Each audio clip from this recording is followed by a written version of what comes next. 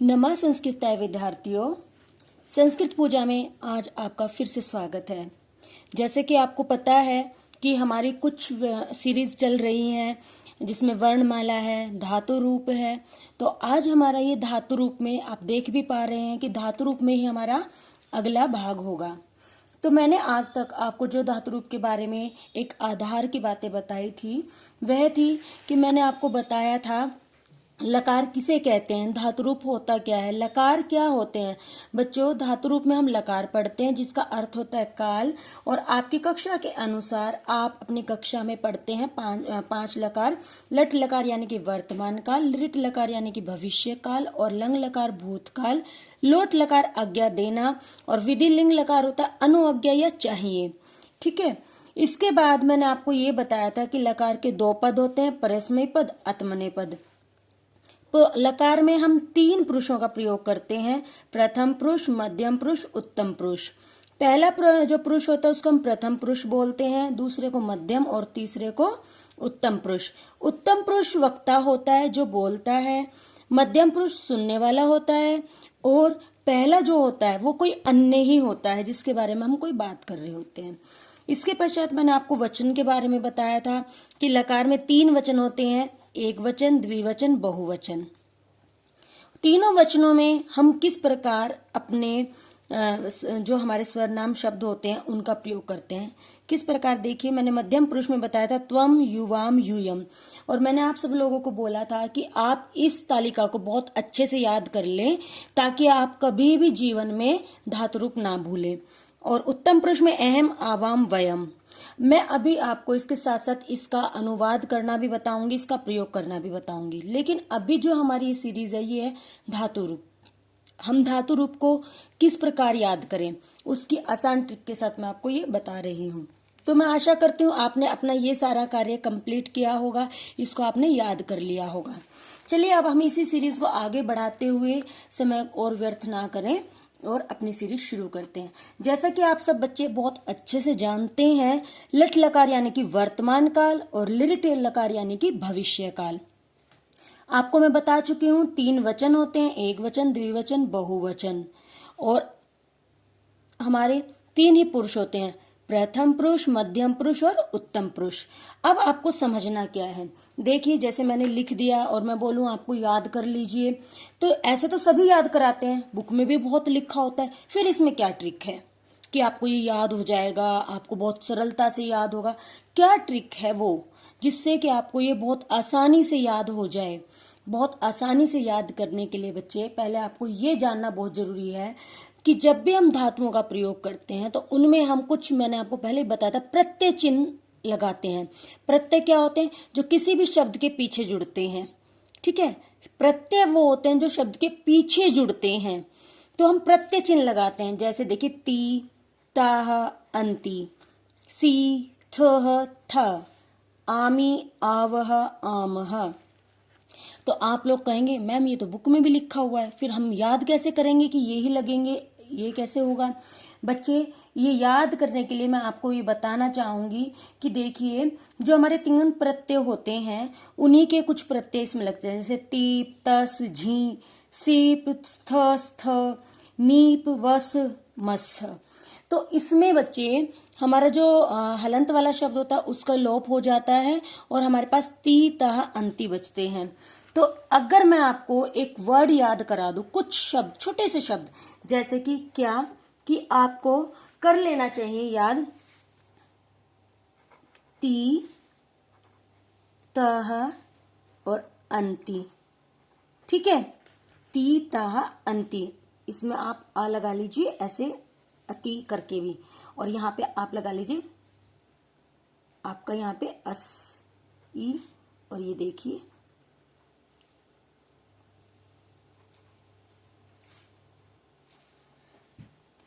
ठीक है, आमी, आवह और आमह। याद करने की सबसे इजी और सबसे सरल ये शब्द हैं, ती, तह, अंति, सी, थ, त। जब बच्चे आपको ये पता है, अचर नहीं पता है तो मैं बता देती हूँ। जैसे हमारी धातु होती है पठ, पठ हमारी धातु होती है और इसमें हम इस प्रत्यय को जोड़ेंगे तो ये हमारा शब्द बन जाएगा। ये देखिए, हलंत का मतलब होता है कि ये वर्ण आधा है और वर्ण को पूरा करने के लिए हम उसमें ए वर्ण जोड़ देते हैं, तो पठती। ठीक है, पठती, पठतः, पठंती।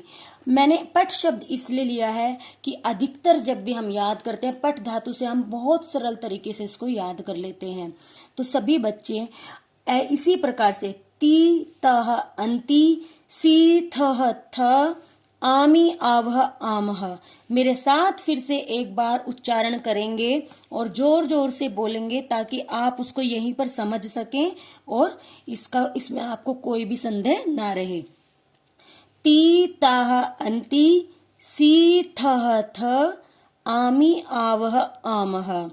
पठ धातु हम इसमें जोड़ देंगे तो हमारा बन जाएगा पठती, पठतः, पठंती, पठसी, पठतः, पठत, पठामी, पठावह, पठामह।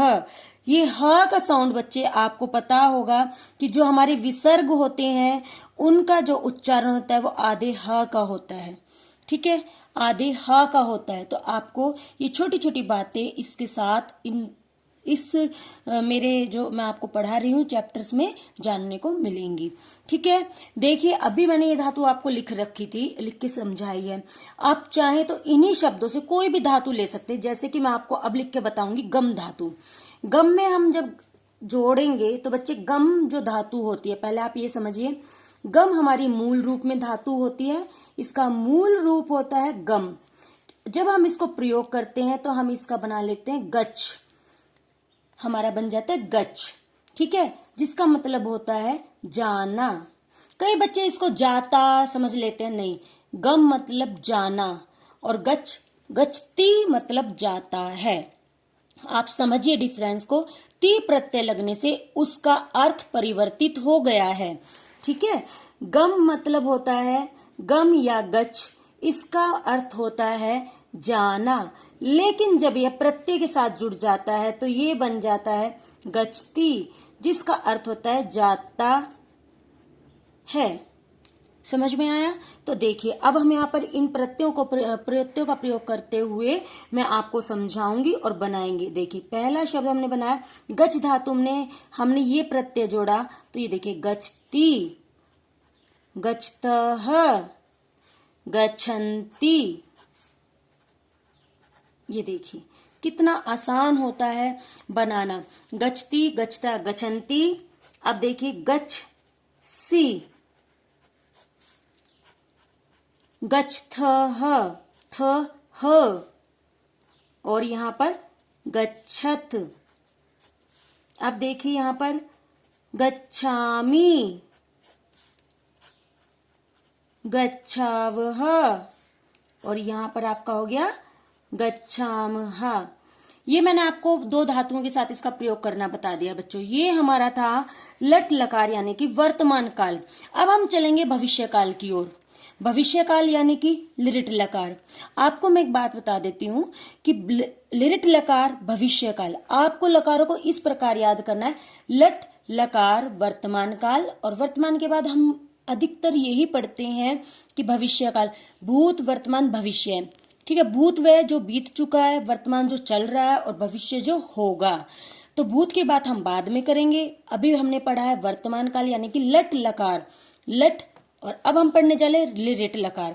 तो लिरिट लकार को पढ़ते हुए मैं आपको एक बात बता देती हूँ कि आप जब भी पढ़ें लट के साथ लिरिट को पढ़ें, क्योंकि जब हम लट के साथ लिरिट को पढ़ते हैं बच्चे तो हमें याद करना बहुत बहुत सरल हो जाता है, क्योंकि इनके प्रत्यय चिन्ह बिल्कुल बिल्कुल सेम है, एक समान रूप से चलते हैं। इसमें भी ती तह अंति सी थह थ आमी आवह आमह, इसमें भी वही प्रत्यय चिन्ह है, लेकिन प्रयोग करने का तरीका मैं आपको बताऊंगी।